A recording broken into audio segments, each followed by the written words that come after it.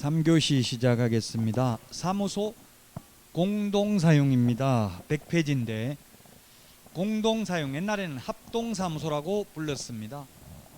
여러분들 혹시 지나다니다가 공동사무소 또는 합동사무소 본 적 있어요, 없어요? 한 번이라도 봤어요?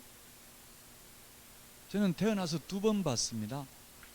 지금 우리 동네에, 제가 사는 동네에 저한테 수업 들어가서 14회 때 합격해가지고 여자분 둘이서 공동사무소를 운영하고 있는데 한 달에 한 명당 2천만 원 이상 벌어간다는 소문이 있더라고. 제가 직접 수입을 확인한 건 없고요.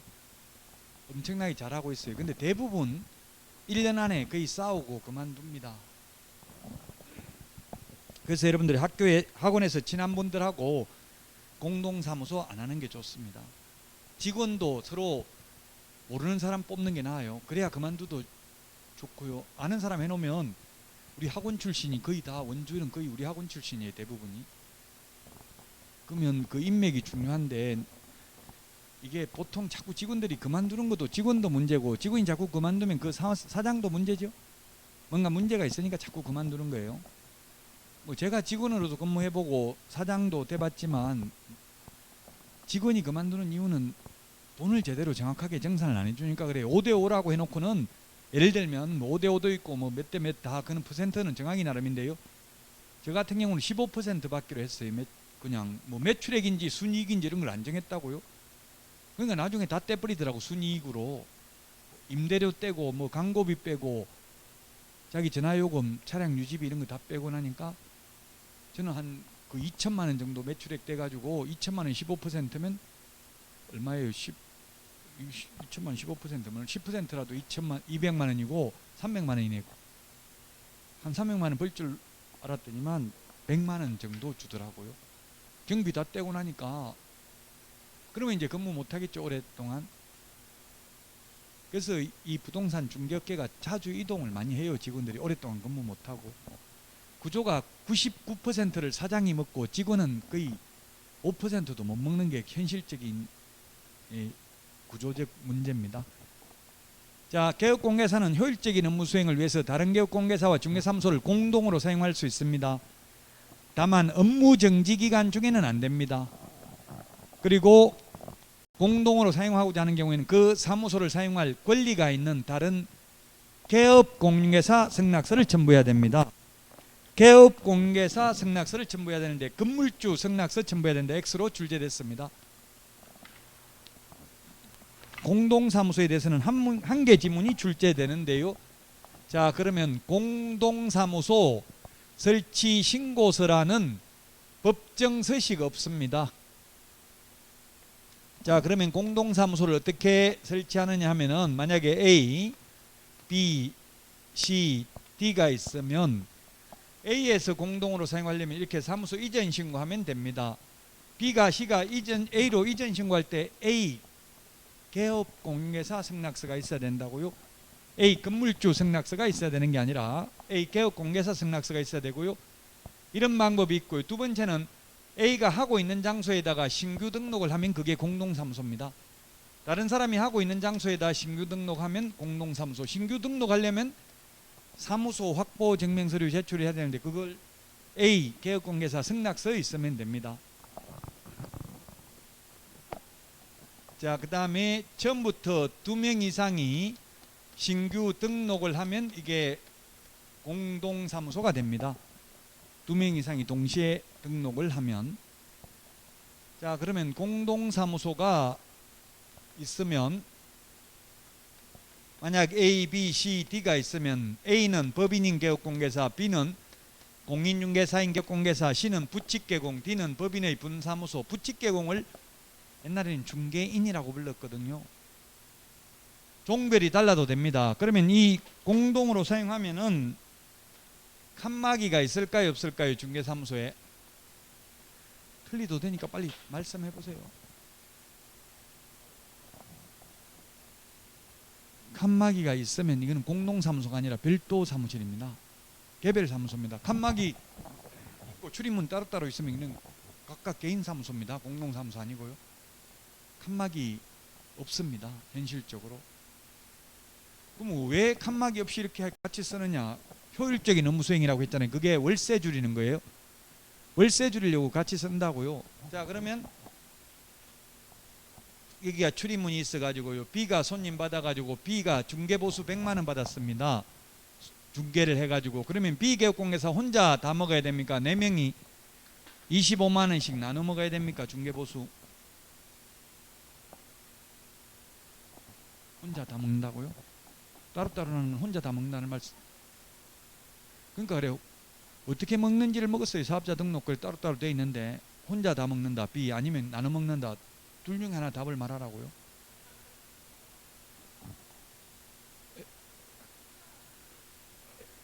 예, 법 없습니다. 법에 규정 없습니다. 혼자 먹어도 되고 나눠 먹어도 되고. 그러다 보니까 싸운다고. 만약에 혼자 다 먹으면 옆에 있는 사람들이 호객행위 하겠죠. 서로 끌고 가서 자기가 해야 혼자 다 먹겠죠.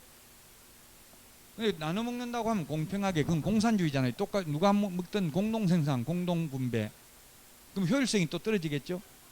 그래서 이게 어렵다는 이야기예요. 공동사무소가. 부부끼리도 공동사무소 하면 안 돼요. 부부끼리. 이게 광주, 경기도 광주, 여주 넘어에서 넘어에 강주라고 있는데, 광주에서, 강주는 좀 이게 규제를 많이 하고 있습니다. 한강 수계 상수원 수질 개선 및 주민 지원 등에 관한 법률에 의한 수변구역, 상수원 보호구역, 뭐 이런 거, 수질 보전 특별 대책 지역 이런 거 여가지고 개발하기가 쉽잖아요. 그래서 아파트 단지가 산골짜기마다 하나씩 있어요. 광주에는 보면. 근데 한 400세대 정도 되는데, 아파트가 중개사무소가 2개가 있어요. 400세대 안에 2개가 있는데, 마주보고 부부가 도로가 있으면 마주보고, 이 뭐 도로 그림을 좀 이상하게 그리는데, 어쨌든 여기 있고 마주보고 중개사무소가 하나씩 있어요. 부부가 해요. 여자분만 자격증 땄고 남자분 자격증 없어요. 나무 자격증 빌려가지고 하고 있어요. 저는 이해가 안 되더라고. 이게 저는, 여러분들은 이해돼요? 이게 부부가 그 같은 단지 안에서 월세 이해된다고? 이해 안 돼요? 이해되는 분 손 들어보세요. 이거 이해, 예, 왜 그렇게 할까요? 예, 맞아요. 그거더라고요. 저도 몰랐어. 처음에는 왜 이렇게 하는지. 월세 2군데 내면서 그냥 하나 하면 되지. 이게 만약에 한 사람만 하면 누가 들어온다고. 다른 사람이 사무소, 중개사무소잖아니까. 아파트는 단지에 대한 상관은 업종이 다 정해져 있는 경우가 많거든요. 미리 관리규약으로 이런 걸로 뭐 정할 수 있다고. 업종을 그러면 다른 업종 못 한다고. 이게 딱 이거고. 그래 놓으니까 이 남자분은 자격증도 없어요. 손님 오면 저 옆 앞에 여자분 성실하고 착하게 잘하던데 저 한번 가보세요 이렇게 했나? 그러니까 손님들도 와, 이 아저씨 참 착하네. 다른 사람은 저 옆에 가면 사기꾼한테 가면 큰일 난다, 나한테만 와라, 이렇게 취지로 이야기하잖아요. 저 앞에 사기꾼한테 걸리면 큰일 난다, 이런 취지로 보통 말하잖아요. 다른 중개사무소 못 가게 하죠. 근데 이 사람은 저 앞에 중개사무소 한번 가보세요. 저기도 성실하게 참 잘하던데요. 우리는 물건이 지금 없는데요. 뭐 예를 들면 이런 식으로 해요. 그러니까 너무 신뢰가 간다. 진짜 성실하구나 이렇게 생각하고 앞에 가서 다 해요. 귀찮아 가지고 남편은 그냥 막 아무것도 모르고 이러니까 손님 오는 것도 귀찮아요. 그러니까 그 산골짜기에 있기 때문에 다른 데 갈 수가 없어요. 여기는 2군데 이용 안 하면 다른 데 못 가요. 광주의 특성이, 이게 가보시면 전부 다 한 군데 대단지 개발이 안 돼 있다고. 전부 산골짜기마다 하나씩 아파트 단지가 있어요. 여기는 쌍령동이라는 데인데, 그 쌍령 고개, 태제 고개가 많더라고. 성남에서 넘어올 때도 고개가 있고. 자, 어쨌든 이런 식으로 해야 되지. 같이 둘이 공동사무소 하면, 제가 또 같이 공동사무소가 아니라 그냥 부인이 사장이고 남자가 그냥 그 실장, 부장, 전무이사 이렇게 해가지고 같이 근무하는 거 봤어요. 남자는 박사학위 받고 여자는 고등학교 나왔어요. 근데 여자가 먼저 합격하고 남자는 3년 후에 합격했어요. 그러니까 매 뭐 합격하면 다냐, 계속 구박하는 거예요. 자격증 따면 다냐, 뭐 이런 식으로 자격지심이 자꾸 있나 봐요. 그렇게 했어요. 그래서 3년 동안 벌써 중개업을 해가 잘해. 이제 여자분은, 남자분 학원 다니는 동안. 합격하고 나니까 또 나오는 거예요. 나오지 말고 골프 치러 가라고, 돈 줄 테니까 골프 치러 가라 이러니까 저 인간이 나 골프 치러 가라고 무슨 짓거리 하려고 그러냐고 더 자꾸 나가는 거예요.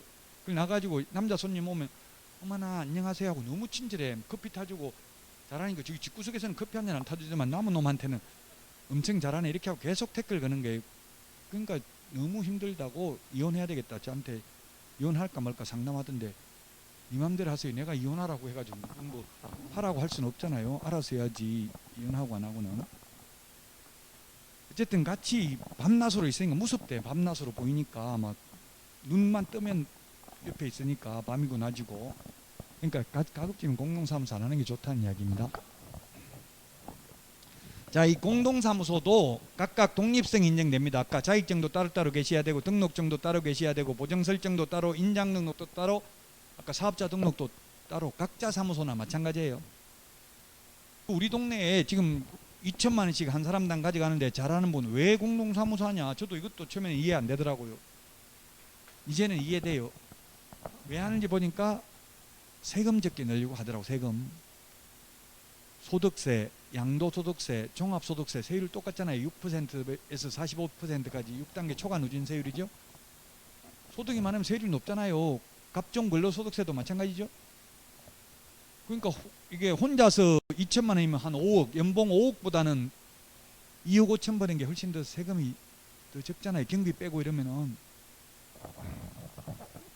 그래서 이분들은 공동으로 하고 있고요. 공동으로 하고 있는데 어떻게 해서 이렇게 돈을 많이 버는지 신기해가지고 제가 노하를 배우려고 가서 좀 보니까 그 밖에서 창밖에서 버스에 들어가기 전에 일단 뭐 하고 있는지 사무소에서 계속 작업하고 있어요. 하루 종일. 작업이라는 게 무서운 단어더라고요. 무슨 작업할까요? 전화 작업하더라고. 계속 전화 돌리고 있어요. 전화해가지고 뭐 하겠어요?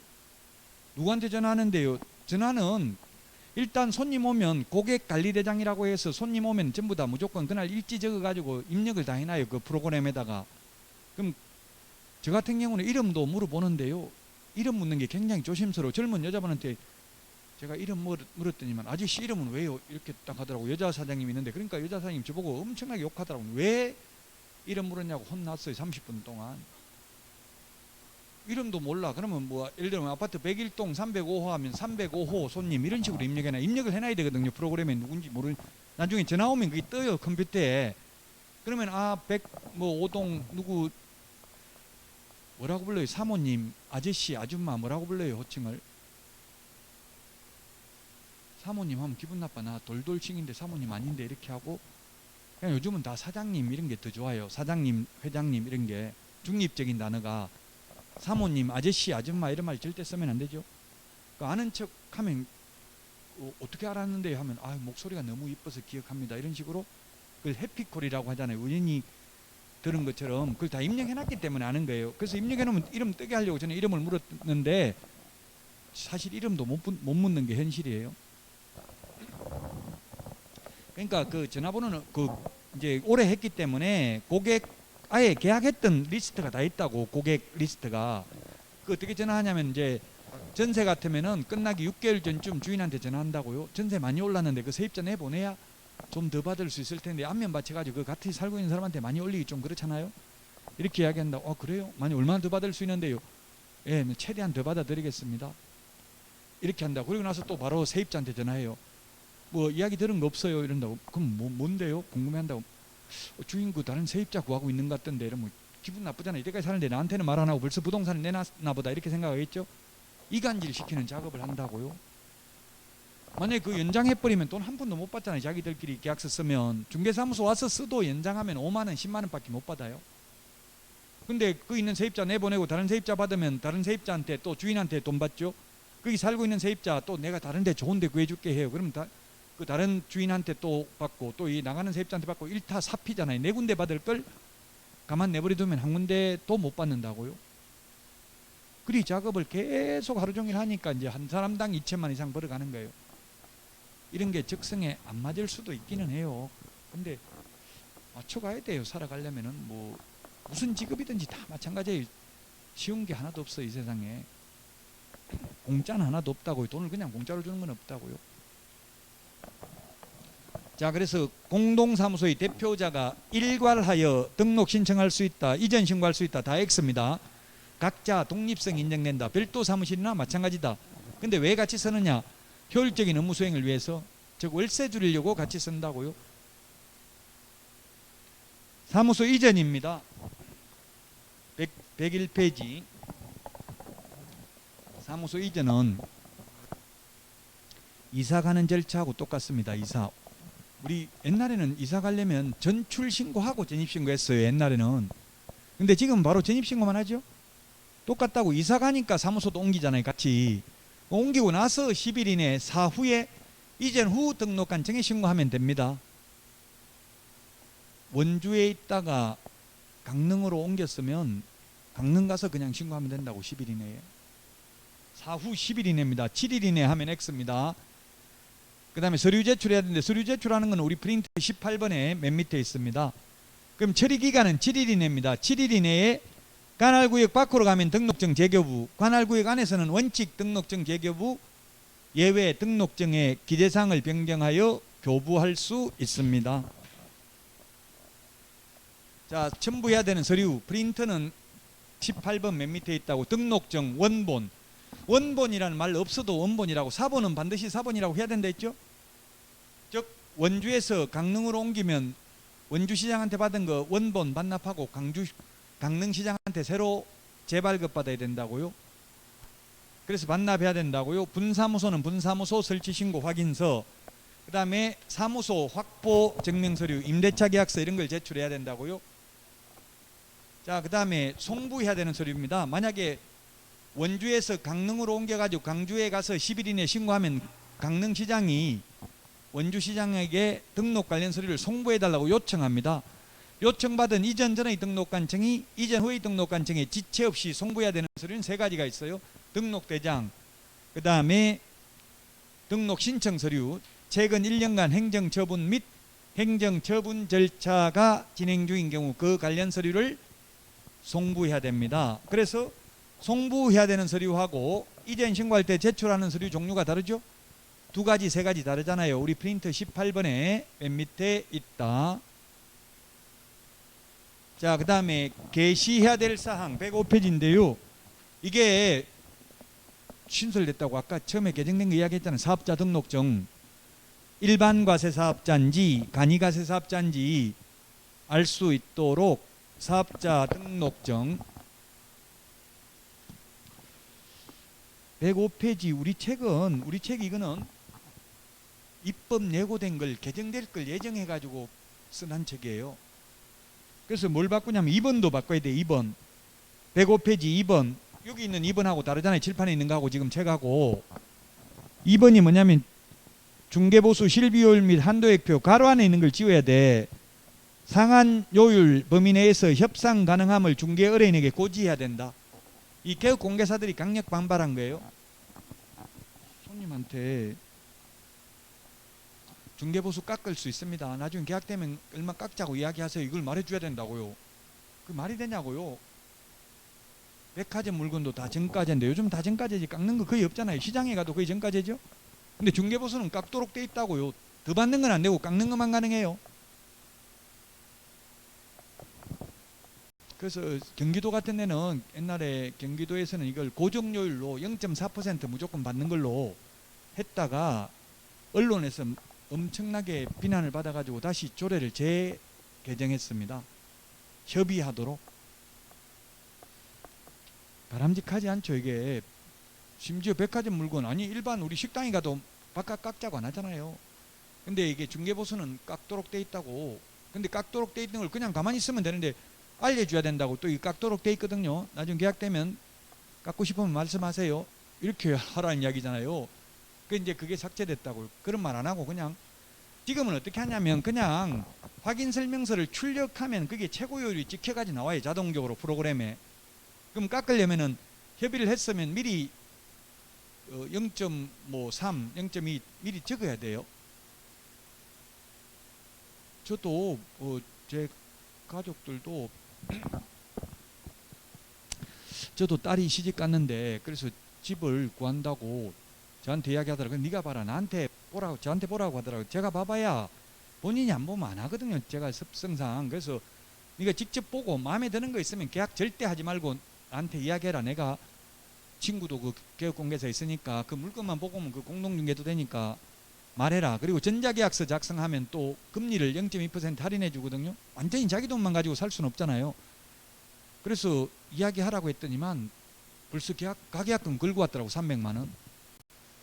참 개업공개사가 그러니까 개업공개사 그런 걸 잘해야 돼요. 김박 이거 이렇게 좋은 물건 안 나온다. 빨리 계약금 거래. 다른 사람 지금 할 사람 줄 서가지고 있다. 어떤 경우는 심지어 중개사무소에서 알바생도 있어요. 밖에서 손님만 들어가면 전화해.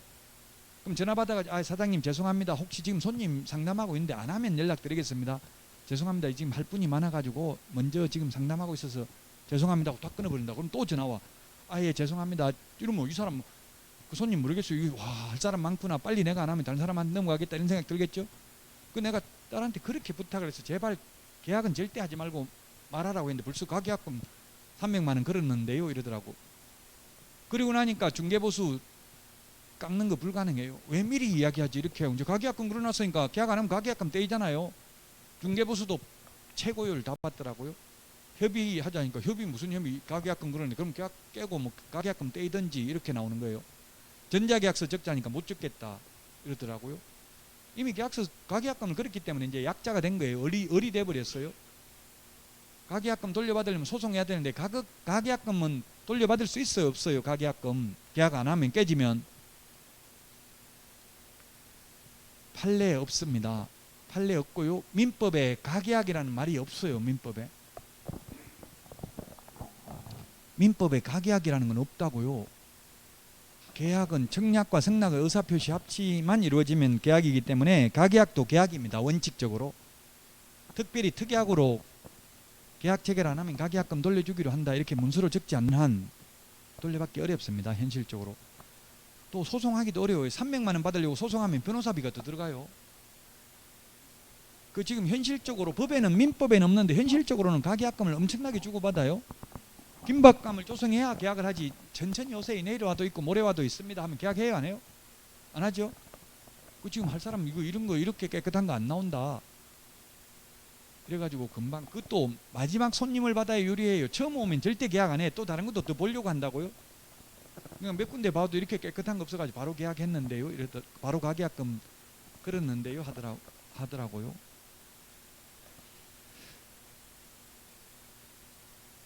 자 어쨌든 사업자 등록증이 신설됐고 이게 이제 협의를 알려줘야 된다, 고지해야 된다. 이거는 삭제됐습니다. 입법 예고될 때는 있었는데 우리 책은 입법 예고된 걸 기준으로 써놓은 거다. 이렇게 바뀔 거라고 입법 예고를 하죠. 사업자 등록증도 게시하도록 돼 있고요. 게시 의무 위반하면 100만 원 이하의 과태료입니다.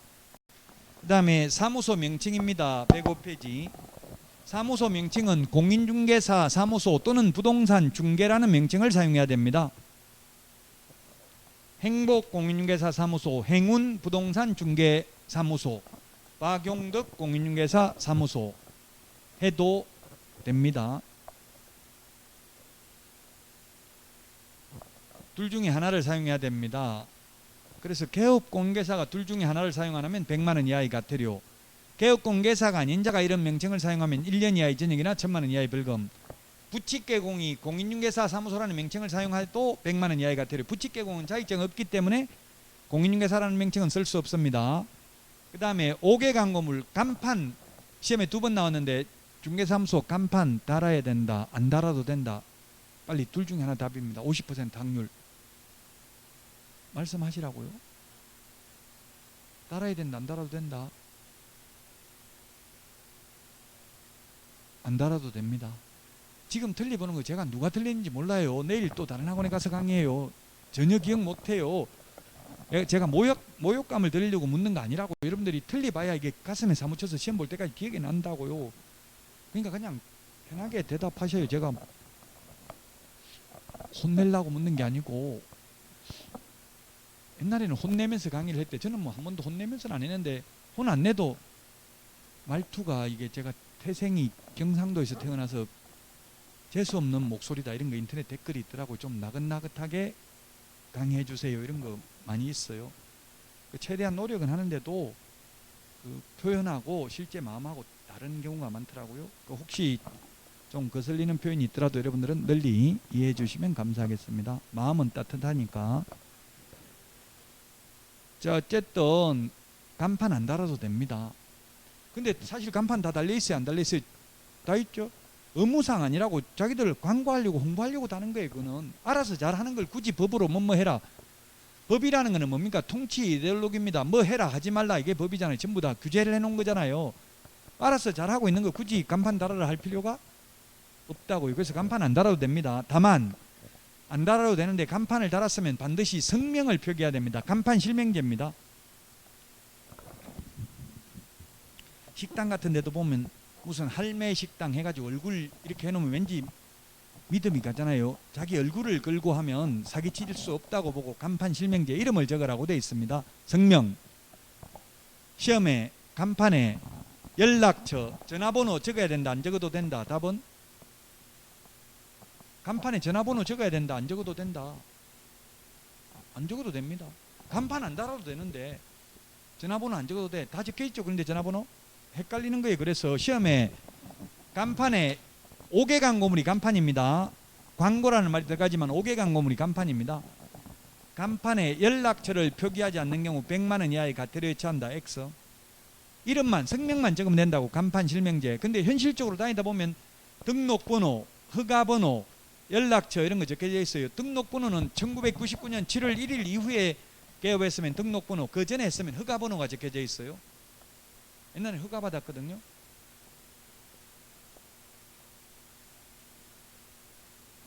자, 그 다음에 중개대상물 표시광고. 저도 처음에 중개업을 하면서 충격받은 게 가게, 상가 같은 거 셔터 내려놓고 임대 문의 이렇게 해가지고 이 핸드폰 번호만 적혀 있더라고요. 그럼 핸드폰 번호가 여러분 누구 번호라고 생각합니까? 건물주, 임대인 번호다, 개업공개사 번호다. 누구 거라고 생각하냐고, 번호 적혀 있는 거. 그런 거 못 보셨어요? 임대 문의 해가지고 이렇게 누구 핸드폰 번호냐고요. 임대할 임대인, 저 건물주 핸드폰 번호다, 개업공개사, 부동산 핸드폰 번호다. 답은?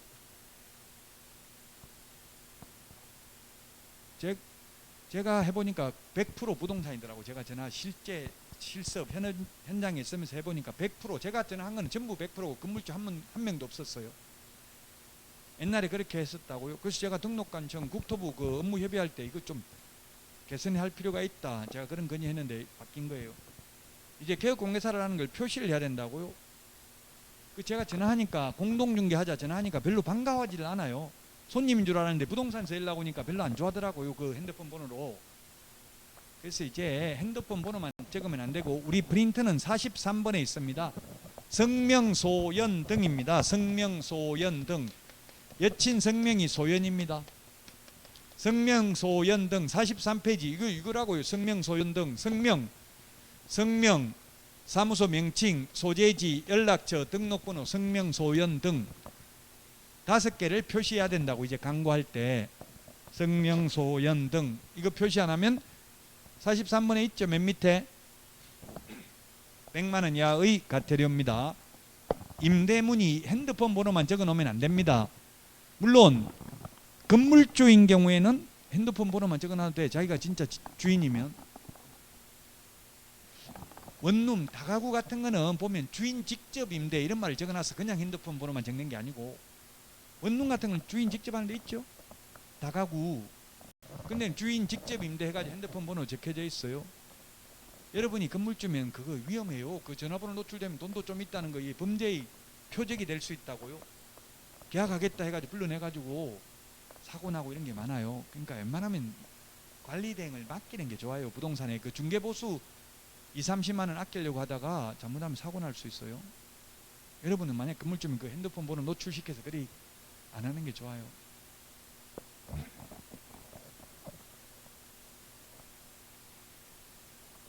그 페이스북이나 저도 뭐 SNS 다 하는데 뭐 맛있는 거 먹고 막 골프 치고 이런 거 올리는 사람들 많아.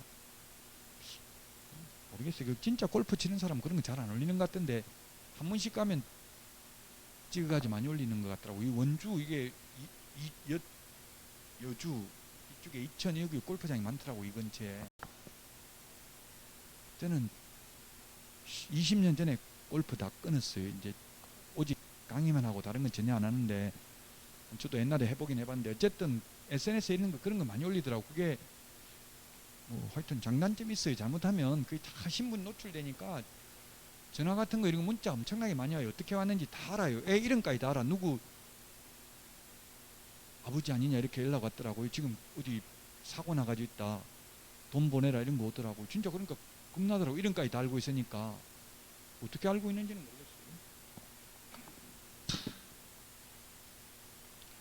자, 그 다음에 인터넷 표시 광고입니다. 조금 전에 임대문의 이거는 그냥 상가 셔터 내려놓고 적어 놓는 거고요. 인터넷 표시 광고는 뭐냐면 직방, 다방, 한방, 네이버 부동산 이런 데 광고 매물 올리는 경우입니다. 여기 올리려면 조금 전에 성명, 소연 등 프린터 43번에 있는 5개 외에 우리 프린터 25번에 소면 종가형, 소면 종가형입니다. 테스형이 아니라 종갓집 형님. 소면 종가형 5개를 추가로 더 명시해야 됩니다. 중개 대상물 소재지, 중개상물 면적, 중개상물의 종류, 가격, 거래 형태, 매매인지 임대차인지. 자, 그 다음에 25번 프린트 맨 밑에 인터넷 표시 광고를 하면서 건축물인 경우에는 성명, 소연 등 소면, 종가형 10개 외에 추가로 8개를 더 명시해야 된다. 총 사방 개개 입주간입니다. 총 사방 개개 입주간, 총 사방 개개 입주간, 개개 입주간, 방의 개수, 이 개가 하나 없는데 방의 개수, 욕실 개수, 입주 가능일, 주차 대수, 관리비, 총 사방 개개 입주간 8개를 더 명시해야 됩니다. 그러면 아파트를 인터넷에 매물 올리려면 총 18개를 명시해야 됩니다. 성명, 소연 등 소면, 종가형, 총 사방 개개 입주간. 이거는 그냥 암기를 해야 된다고요. 논리적으로 왜 이거는 하고 저거는 안 하냐 이렇게 따지면 답이 안 나오니까 그냥 제가 앞머리 글자만 이야기를 한 거예요. 프린트 25번 맨 밑에 있죠. 이런 것 중에 하나라도 빠지면 100만 원 이하가 들립니다. 광고라는 말 들어가는 거 반드시 시험에 나옵니다. 보조원 이름으로 광고하면 안 됩니다. 보조원 이름으로 광고하면, 보조원 이름으로만 광고하면 1년 이하의 징역이나 1,000만 원 이하의 벌금입니다. 개업공개사가 아닌 자가 광고한 경우. 근데 개업공개사 이름으로 광고하면서 담당 실장, 보조원, 박용덕 이렇게만 적어도 100만 원 이하가 들여.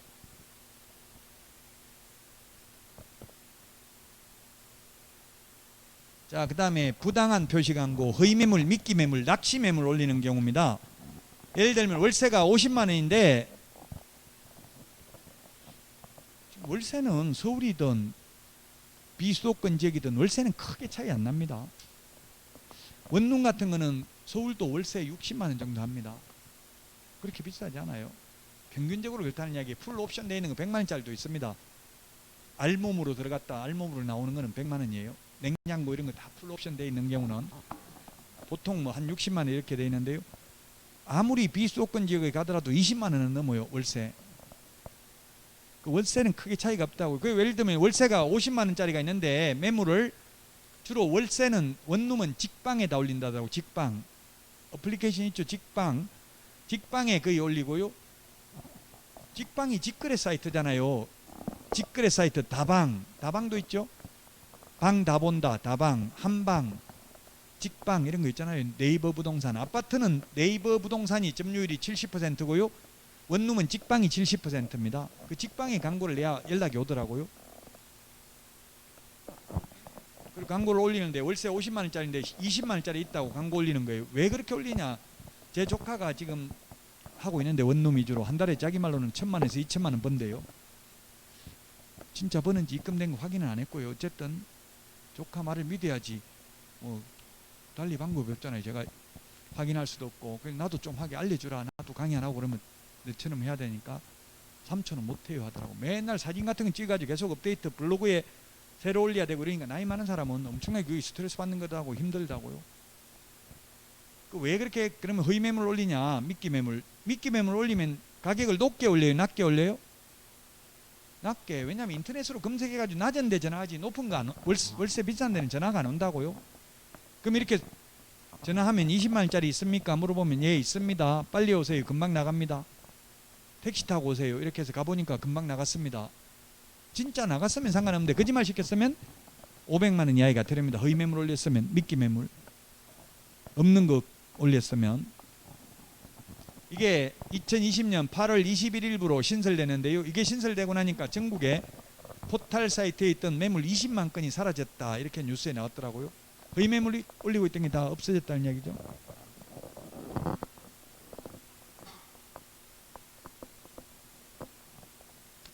자, 그 다음에 인터넷 표시 광고 모니터링 절차입니다.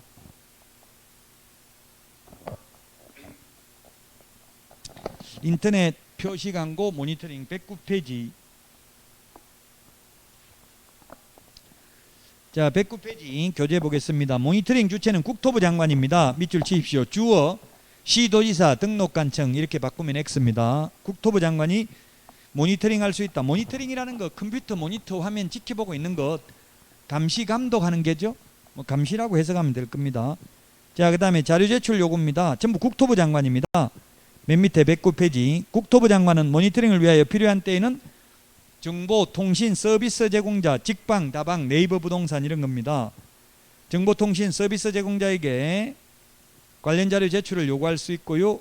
110페이지. 거부하면 500만 원 이하의 과태료입니다.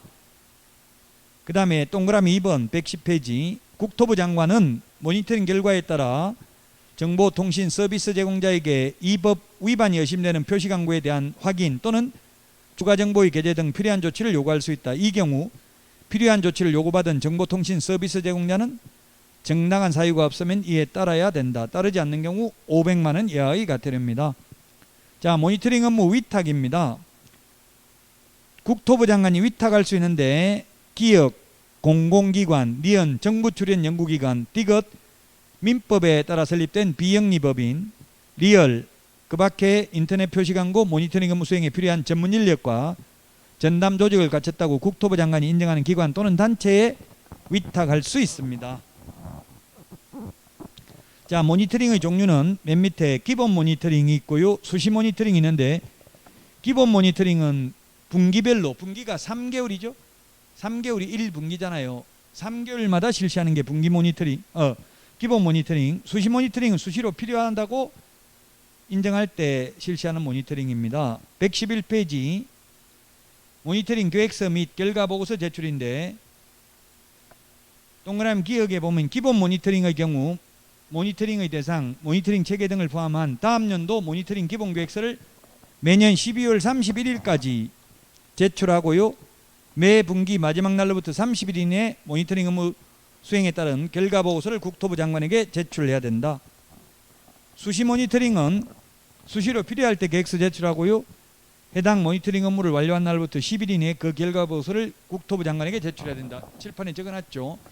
기본 모니터링은 전년도 12월 31일까지, 올해 모니터링 계획은 전년도 12월 31일까지 제출을 해야 되고요. 수시 모니터링은 수시로 필요할 때 제출하고 계획서를 제출하고 나서 모니터링을 수행하고요. 모니터링을 하고 나면은 기본 모니터링은 매 분기 마지막 날로부터 30일 이내, 수시 모니터링은 15일 이내 국토부 장관에게 결과 보고서를 제출해야 됩니다. 허위매물 올린 것 같다. 이렇게 제출을 한다고요. 자, 그러면 제출받은 국토부 장관은 그 결과 보고서를 시도지사 및 등록관청에 제출해서 조사 및 조치를 요구할 수 있습니다.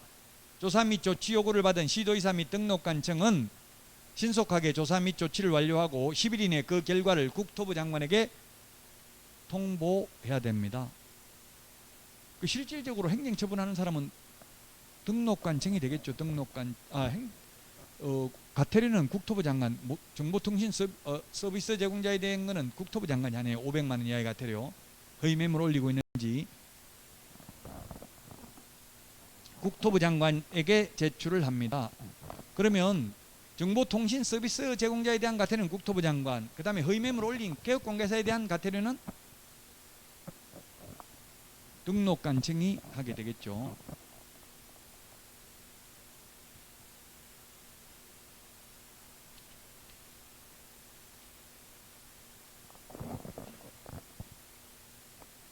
부당한 표시광고, 허위매물, 미끼매물 올린 개업공개사에 대한 과태료 500만 원 등록관청이 부과합니다. 지금 111페이지를 했습니다. 500만 원 이하의 과태료까지. 자, 모니터링 업무 위탁 조금 전에 했죠. 공공기관, 정부 출연 연구기관, 민법에 따라 설립된 비영리법인, 그 밖에 전문인력, 전담 조직을 갖췄다고 국토부 장관이 인정하는 기관 단체가 되겠습니다. 자, 업무 지역 범위. 업무 지역 범위는 시험에 교과서 112페이지에 있는데 16회 때 출제되고 지금 16년 동안 출제 안 됐습니다. 부칙 개공이라는 말 들어가는 거 시험에 16년 동안 출자 냈다고요. 노무현 정부 때 부칙으로 갔어요. 그전에는 중개인이라고 불렀어요. 이게 복덕방 자격증 없이 하는 분들을. 지금은 중개인이라고 부르지도 못합니다. 부칙개공이라고 부릅니다. 이분들은 돈을 최소한 50억 이상 벌었어요. 89년 이전에 개업을 한 사람들입니다. 제가 처음에 자격증 딸 때 개업했다 하더라도 저는 아마 돈 엄청나게 벌거나 아니면 망하거나 둘 중에 하나였을 거예요. 중개업만 하면 돈 버는데요, 나중에 자꾸 욕심이 생겨요. 돈이 벌리면 투자하고 싶다고요. 투자하면 더 돈을 많이 버니까. 근데 그 투자가 지금 제 학개론 강의하는 우리 김민철 교수님 말고 다른 학개론 강의하는 후배가 있는데 저한테 전화 와가지고 집 4채인데 하나 팔아야, 2개 팔아야 되겠습니다 그러더라고. 뭐 팔지 왜 나한테 전화했노 물고 싶은데 그냥 안 묻고, 그 언제, 그 세입자 언제, 주인이 산다고 언제까지 통보해야 되냐고 그거 묻는다고 연락 왔더라고요. 근데 종부세 얼마 나오냐고 물어보려고 했는데 일요일날 집에 있을 때 와서 와이프한테 또 대답했다가는 누구는 집 4채인데 너는 뭐 했냐 이렇게 또 따질 것 같아서 묻지도 못했어요. 종부세 얼마 내냐고. 어쨌든 지금 압박감을 느끼고 있나 봐. 종부세 많이 나, 다주택자 종부세도 많이 나오고 그렇잖아요. 양도소득세도 30% 중과세돼요. 45%에 30% 중과세 되면 75%, 거기 지방소득세 10% 되면 82.5% 정도 세금 내야 돼요. 양도소득세. 별로 남는 게 없다고요. 다주택자들 서류상만 돈 번 것 같지. 지금 한 30억 벌었다고 저한테 자랑시키더라고. 근데 실제 남는 거는 없을 수도 있고요. 잘못하면 망할 수도 있어. 저도 그러다가 옛날에 망했거든요. 그러니까 여러분들 투자 웬만하면 하지 말라고요. 현업에 나가서 그냥 중개만 하면 망할 수가 없어요. 남 소개만 하면. 남 소개만 하면 가격이 올라가든 내려가든 신경 쓸 필요가 없죠. 내가 가지고 있으면 내려가면 불안하다고 이제 올라가면 좋은데, 비트코인 이런 거 하면 24시간 막 올라갔다 내려갔다 하니까 잠 못 잔다더라고. 계속 컴퓨터만 보고 앉았고. 부동산도 마찬가지예요. 그냥 중개업만 하면은 내려가든 올라가든 신경 쓸 필요가 없어. 내려가면 내려간 대로 거래가 되죠. 올라가면 올라간 대로 되고요. 자, 어쨌든 부칙개공이라는 말 들어가는 건 시험에 거의 안 나온다. 자, 법인인 개업공개사와 공인중개사인 개업공개사는 업무지역이 전국이고요. 부칙개공은 시도입니다. 시도 원칙. 예외적으로 부칙개공도 정보망에 가입하고 가입한 정보망을 이용하여 중개행위를 하는 경우 업무지역 바깥에 있는 것도 가능하고요. 이를 위반하면 업무정지 사유입니다. 시험에는 거의 안 나옵니다. 그래서 넘어가고요. 114페이지 법인의 겸업제한 별표. 113페이지 보니까 출제 26, 28, 29, 31, 32 뭐 계속 나왔죠? 이런 게 중요하다고요. 법인의 겸업제한 113페이지. 교과서는 113. 우리 프린터는 24번에 있습니다. 24번. 프린터는 24번. 114페이지, 교과서 114페이지 3번. 법인의 겸업, 양가로 2번, 동그라미 1번에 있는데요. 이 취지가 뭐냐면 외국 대형 법인의 우리나라 진출을 막기 위해서 법인만 겸업을 제한하고 있고 개인은 제한이 없어요. 그 말은 법인은, 즉 회사는 돈 되는 거는 못하도록 하고 있습니다. 그래서 우리나라 11만 개 개업공개사 중에서 법인은 1000개도 안 됩니다. 법인만 규제를 한다고요. 외국 대형 법인 진출을 막으려고. 근데 시험 지문에 외국 대형 법인 진출을 막으려고 이런 말 절대 안 나옵니다. 그래 보면 외국에서 가만 안 있겠죠.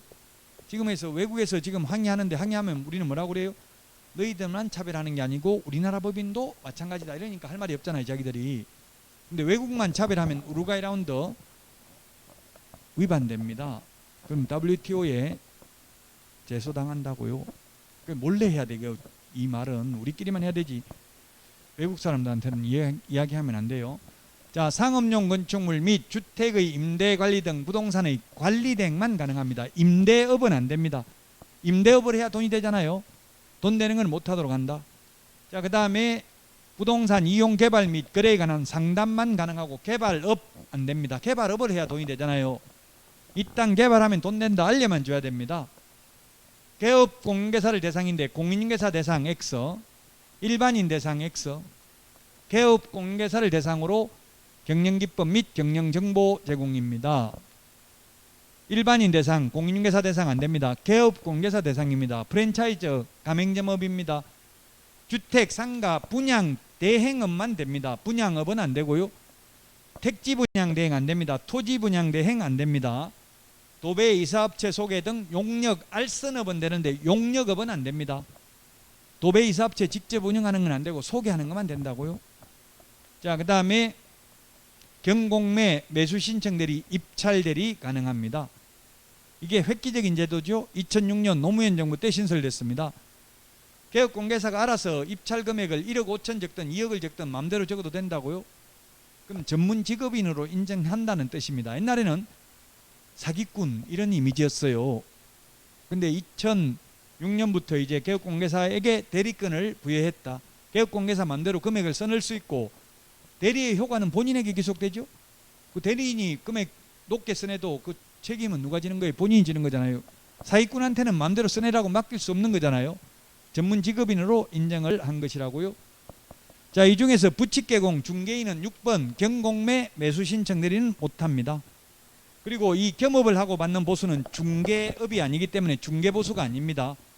즉 우리 분양대행하고 받는 분양대행 수수료를 우리는 보통 MGM 또는 R,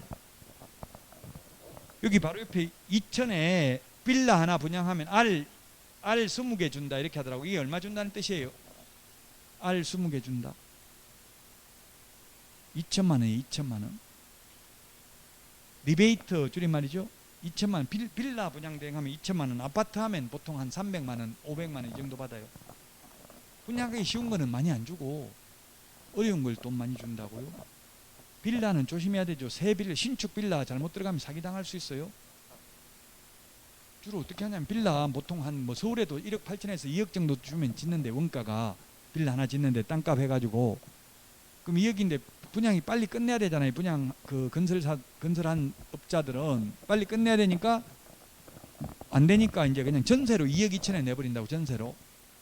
그래가 전세 데리고 오는 사람한테 알 20개 2천만 원 준다고요.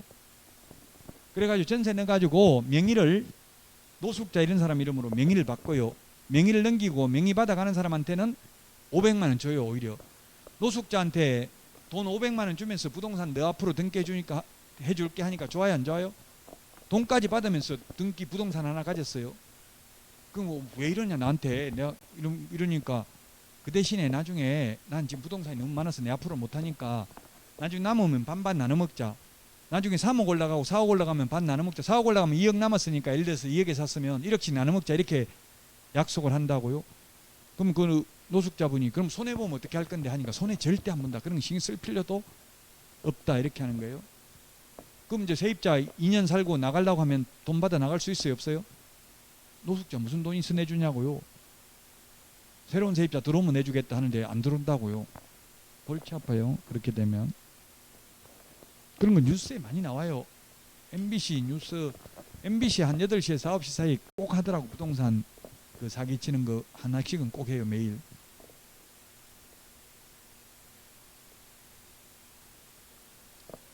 자, 그 다음에 고용인입니다. 116페이지 고용인. 고용인은 직원입니다. 직원은 두 가지 형태가 있습니다. 자격증을 취득해서 취직하면 소속공개사, 자격증 없이 취직하면 중개보조원.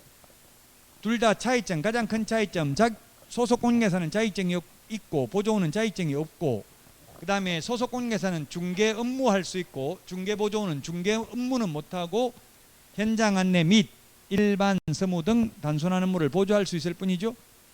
소속공개사나 중개보조원 고용을 했을 때는 업무 개시 전에 미리 고용신고를 해야 되고요. 그만두면 사후 10일 이내에 고용관계 종료 신고를 해야 됩니다. 직원이 잘못하면 사장도 민사책임, 행정상 책임, 형사책임을 부담합니다. 민사책임, 행정상 책임은 무과실책임이고요. 그 다음에 형사책임은 과실책임입니다. 뭐가 더 무거운 책임입니까? 무과실, 과실책임 중에서 무과실이 더 무겁습니다. 즉 직원이 손해를 입혔으면 사장은 자기 잘못이 없어도 과실이 없어도 손해배상을 해야 됩니다. 직원이 잘못해서 업무정지에 해당되는 위반 행위를 했으면 그를 고용한 개업공개사의 행위로 보기 때문에 사장은 자기 잘못이 없어도 업무정지 당할 수 있습니다. 그러나 형사책임은 과실책임입니다. 직원이 잘못해서 징역벌금을 받아도 사장이 그 위반 행위를 방지하기 위하여 상당한 주의와 감독을 게을리하지 아니한 경우에는 그러하지 아니하다. 121페이지 교과서 121페이지 맨 위에 양가로 3번 형사책임 있죠. 121페이지. 그 다음에 소속 관계사 되려면 미리 실무교육을 받아야 되고요. 보조원 되려면 미리 직무교육을 받아야 됩니다. 고용인 직원이라고요. 그 다음에 인장등록 123 인장등록인데 계약서에 찍을 도장을 미리 이 도장을 앞으로 계약서에 쓰겠습니다, 찍겠습니다 하고 제출을 해야 된다고 도장을 찍어서 제출하는데 법인인 경우에는 법인 인감도장입니다. 분사무소의 경우 법인 대표자가 보장하는 인장을 등록할 수 있는데 개인은 인감도장일 필요 없습니다. 가족관계 등록부나 주민등록표에 나타나는 실제 성명이 기재되어 있고요. 크기는 7mm 이상 30mm 이내면 됩니다. 이게 프린트 39번에 동그라미 9번에 있나요? 39번에 동그라미 9번이 아니고 39번에 13번에 있네요. 39번에 13번. 시험에 10mm 이상 40mm 이내 X로 출제됐습니다. 7mm 이상 30mm 이하여야 합니다. 법인은 인감증명서 제출하면 됩니다. 인감도장이어야 하기 때문에 개인은 인장등록신고서에 도장을 찍어서 제출하면 됩니다. 자, 그 다음에 127페이지 휴업, 폐업인데요. 우리 프린터 51번에 27, 28, 29, 30입니다. 51번. 휴업, 폐업의 경우 등록증을 반납하러 가야 됩니다. 반납하러 가야 되기 때문에 방문신고만 가능하고 전자문서는 안 됩니다. 자, 그런데 재개신고, 변경신고의 경우에는 등록증을 반납하지 않습니다. 등록증 반납하지 않기 때문에 방문신고도 가능하고 전자문서도 가능합니다. 모두 미리 신고입니다. 휴업은 3월 초과해서 휴업하는 경우에만 신고하죠. 한번 휴업을 하면 6개월간 휴업을 할 수 있습니다. 다만 부득이한 사유가 있으면 6월을 초과하여 휴업할 수도 있는데 우리 127페이지 맨 밑에 질병으로 인한 요양, 128페이지 징집으로 인한 입영, 띠긋, 치약 또는 치약 따로 있고 임신 출산 따로 있습니다. 오늘 임신 출산했죠? 우리 최근 입법 예고된 걸 기준으로 해놨다고요. 임신 출산, 그 다음에 그 밖에 부득이한 사유가 있는 경우에 6월 초과해서 휴업할 수 있습니다.